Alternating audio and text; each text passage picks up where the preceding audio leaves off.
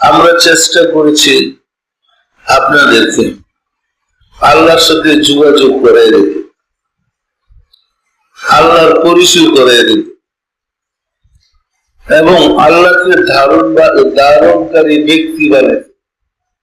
দেখেন, আপনাদের কালবের মধ্যে আমি আল্লাহ শব্দের বীজটা বপন করেছি, আঙ্গুল দিয়ে স্পর্শ করে কালবে ধরে বলেছি, দেখেন ভিতরে আল্লাহ আল্লাহ জিকির হয়।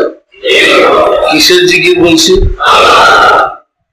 তাহলে আমি আঙ্গুল স্পর্শ করে আপনার কালবের ভিতরে আল্লাহ শব্দের নূর বপন করে দিয়েছি। আপনি যদি সহজে নূরটাকে হৃদয়ে ধারণ করেন, এই নূর থেকে আস্তে আস্তে আপনার হৃদয়ে আল্লাহ শব্দটা সেট হয়ে যাবে, বসে যাবে।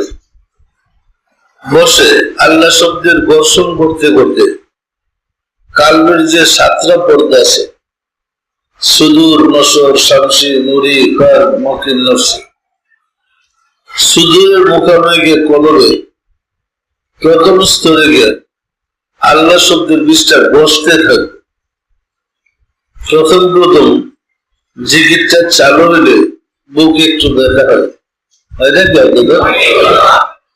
আমাদের কিন্তু হয়েছে, বুকে একটু ব্যথা হয়, একটু না, ভালো ব্যথা হয়।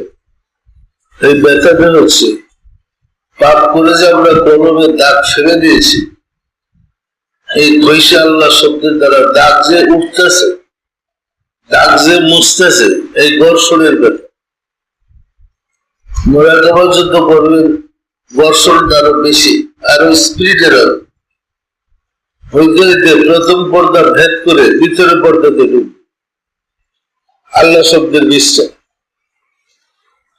এইভাবে ভিতরের পর্দাতে গেলেই দেখবেন দুনিয়ার চিন্তা কল্পনা, নামাজে মনে দৃষ্টি চলে যাও, এটা বন্ধ হয়ে যেতে।